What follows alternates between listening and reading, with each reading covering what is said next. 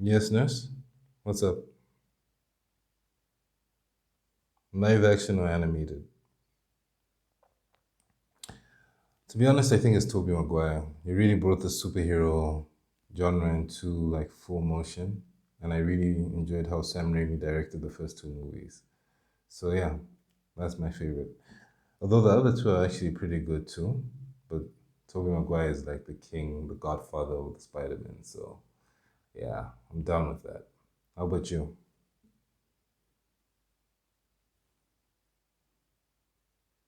What the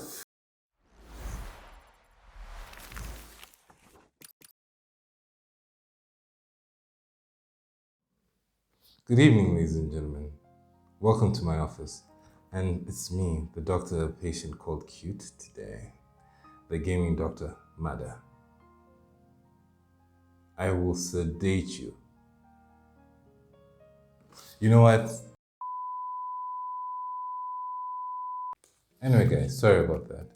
Today we're going to look at my new patient, Spider Man No Way Home. And I know it's a little late because the movie came out 3 months ago, but can you blame me? I live in Malawi. We don't have a cinema.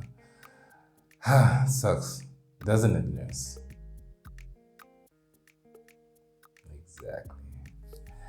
Anyway, let's get into the review and meet my new patient, Spider Man No Way Home.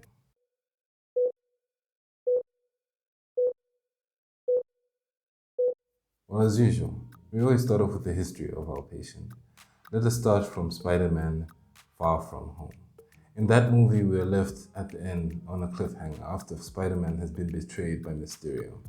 During that movie, Mysterio had made our hero believe that he was there from another planet, saving us from the elemental monsters that were taking over the world. In the previous movie, Mysterio tricks our hero into believing he's one of the good guys.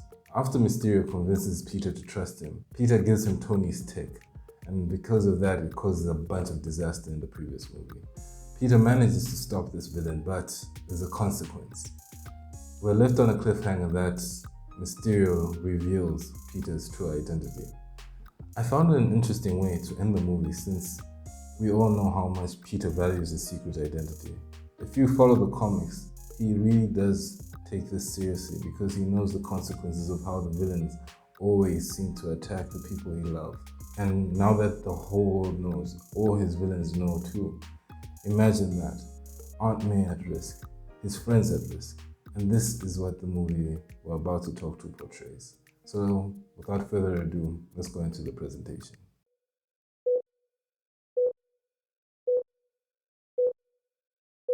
In terms of the story presentation, we start off from where we left. Peter's identity is out there.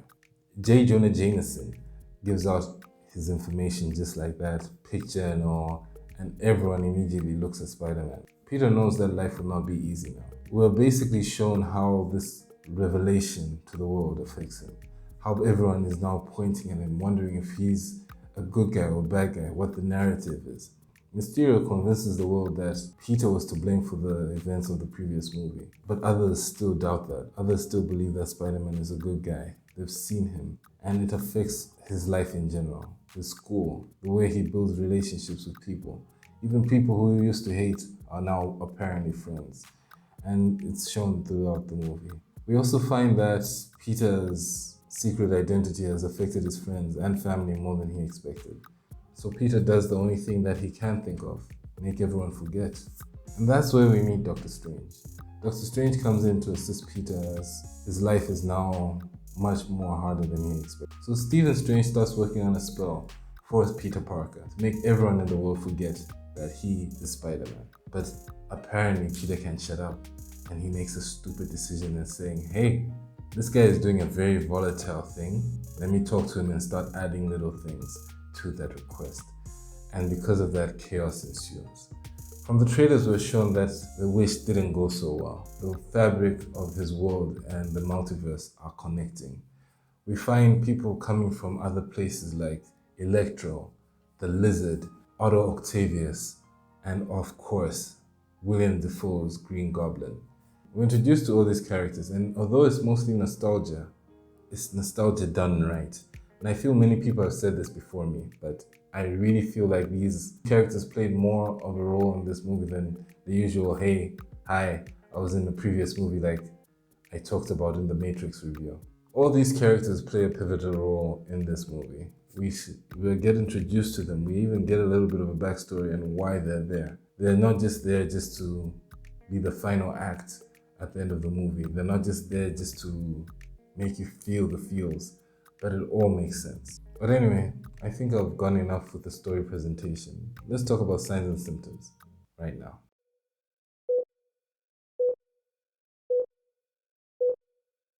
Well, in terms of signs and symptoms, I have to say this. I love how they managed to somehow connect the movies. I do not even think this was the original plan because if you follow the previous movies, Sony and Marvel were not really a thing at the time. Imagine movies from 10 years ago connecting brilliantly and seamlessly with this new universe. I loved how all the characters integrated, and I'm not going to spoil what happens in this movie, although the internet spoiled it for me with all the leaks, pics, videos. I could not avoid this. I know I would say stay off the internet, but my gosh, you cannot. You cannot stay off the internet. It's impossible. I've tried. I already knew everything before I watched this movie. And I think that's what killed most of the fun for me. If I had seen what I had thought was there before the internet came and ruined it, I would have enjoyed this a lot more. But anyway, I'm going off on a tangent again as usual. Thank goodness the nurse is sleeping. Like I said, this movie really meshes with the worlds very, very well. Everything and every character is important. I really enjoyed that. Of course, there's some annoying things that Spider-Man does that make you wonder, like, dude, you're smarter than that. What are you doing? But at the end of the day, he really does mature in this movie. You see a lot of growth within the character, and I feel like this is Tom Holland's strongest performance as the main character of Spider-Man. Of course, there's some moments where you have to switch your brain off as usual, because there was a few scenes here and there where I was like, but it took that person a lot longer to learn what you're doing in like 2 seconds. And I really hate it when they do that. They did that once with the whole Shazam movie where they brought all his friends at the end of the movie and they just knew how to use the powers. Yes, Shazam literally had to take the whole movie to learn how to control himself. And that kind of stuff really detracts me a little bit because I hate it when that happens where you see a character fully develop into someone and they're having to learn, but some Mary Sue person comes and just does the move in 2 seconds, and it's really, really funny. Sorry, I'm not calling them Mary Sue, but you get what I mean. Anyway, besides those issues, I really enjoyed this movie. It really showed some maturity and growth on Peter Parker's part, especially the ending. It really gives you the feels. Mid part of this movie, the ending just shows the growth that I feel now finally makes Spider-Man Spider-Man. Jeremy Jahns mentioned this in his review that these 3 movies were actually the origin of Spider-Man, and he makes sense with that because what happens in this movie kind of shows you the beginning of the real hero that we all know, the tragic story of Spider-Man. The only other issue I can say is what's next. We're given a little teaser at the end about something that could happen, but I wonder how that will work in this universe. Anyway, I'm going to stop it there because I don't want this to drag longer than it has to. Those are my issues. Of course, it's a beautifully shot movie. The action is good. So let's talk about the diagnosis.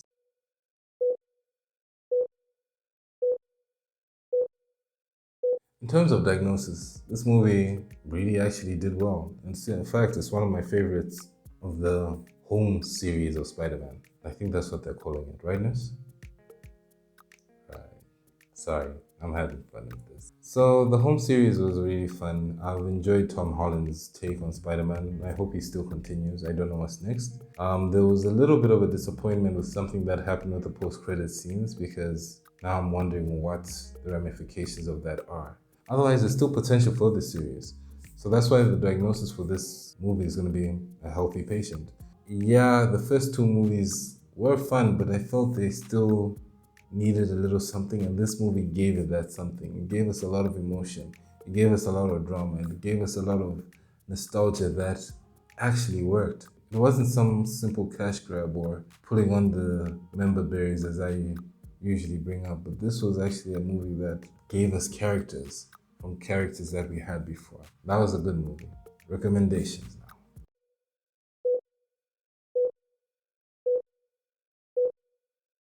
What I would recommend for this movie is that it does continue. However, I really want us to be more serious about Spider-Man's character. After all this, I feel like he's seen a lot and he should be a little bit more mature. Some of his decisions and some of the choices he makes in the next movie should indicate that growth. I don't want him to make dumb choices like he does most times.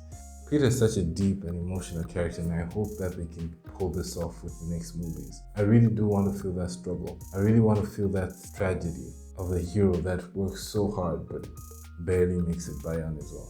It's really fun, guys. Please go watch it and let's talk about it in the comments below.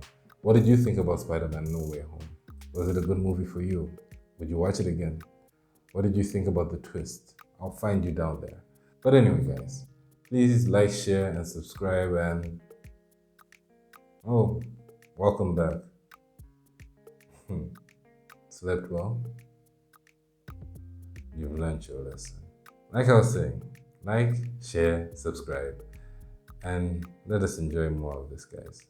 Please leave a comment, and until next time, guys, on to the next patient.